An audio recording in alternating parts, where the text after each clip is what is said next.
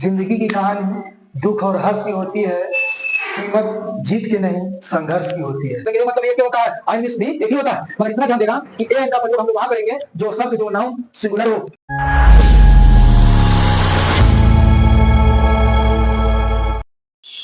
आज देखेंगे हम लोग, है ना, 4 लेसन में है यूज ऑफ ए एंड दा का प्रयोग। ठीक है ना, यूज ऑफ ए एंड दा का प्रयोग हम आपको पीछे पढ़ा दिए थे, यानी कल बताए थे ए एन और दा का प्रयोग बताए थे ना।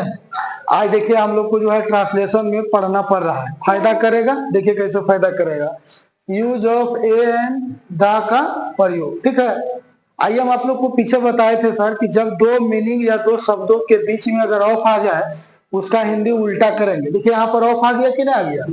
जब यहाँ पर ऑफ आ गया तो देखिए आप इसका उल्टा हिंदी कीजिएगा, है ना, ए एन और दा का प्रयोग लिख दिया ना। आगे ये बारी बारी से समझेंगे। देखिए क्या यहाँ पर ही बोला है, rule of formation. Rule of formation का मतलब हुआ बनाने का नियम। आइए कुछ नियम है, उस नियम को हम लोग जान लेते हैं पहले, है ना। नियम नंबर पहला क्या है, से देखिए नियम नंबर पहला है कि ए का प्रयोग उस शब्द के पहले होता है जिसका उच्चारण व्यंजन ध्वनि यानी कॉन्सोनेंट से शुरू होता है। ठीक है ना, यहाँ पर जो है एकदम बारीकी ढंग से थोड़ा थोड़ा करके लिए हैं, ज्यादा स्टेप नहीं लिए हैं। क्लियर है, बोला ए का प्रयोग उस शब्द के पहले होता है जिसका उच्चारण व्यंजन संधि से शुरू होता है।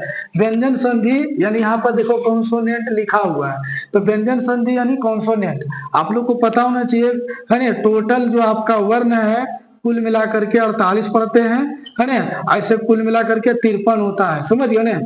तो यहाँ पर जो 48 है आप लोग पढ़ेंगे का, खा, गा, घा, अड़ा, ये सभी आपका व्यंजन है।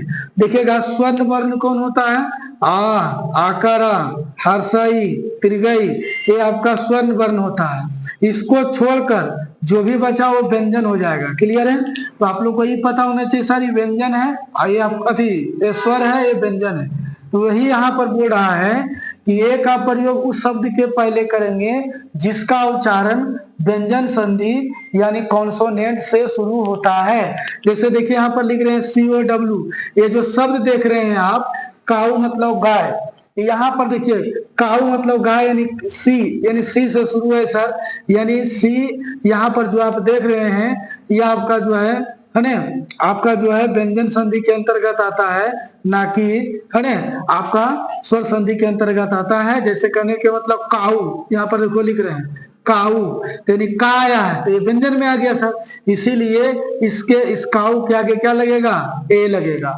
क्या लगेगा सर, ए लगेगा।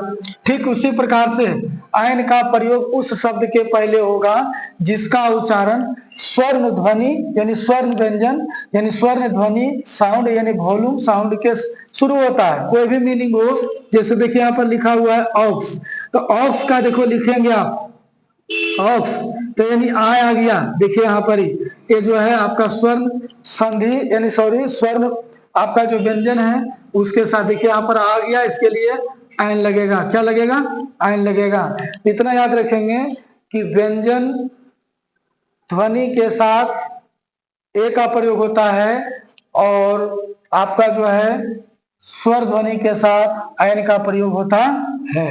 क्लियर है, यहां तक तो ठीक है। आगे बढ़ते हैं सर।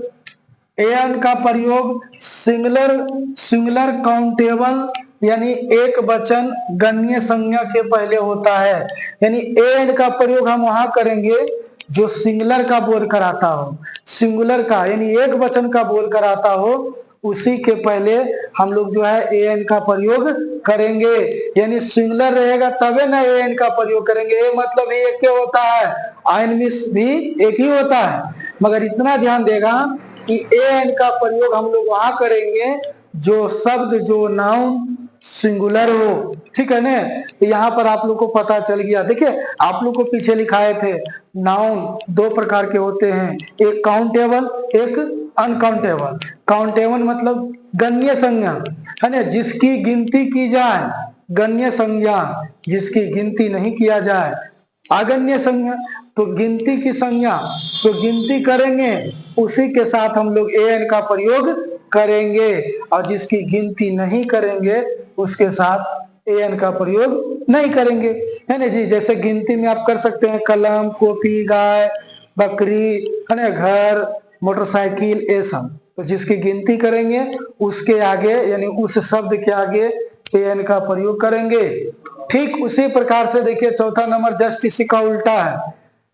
प्लूरल यहाँ देखिए सिंगुलर, अनकाउंटेबल यहाँ देखिए काउंटेबल, प्रॉपर नाउन यहाँ पर जो है आपका प्रॉपर नाउन का मतलब आप लोग समझ रहे हैं, व्यक्तिवाचक संज्ञा।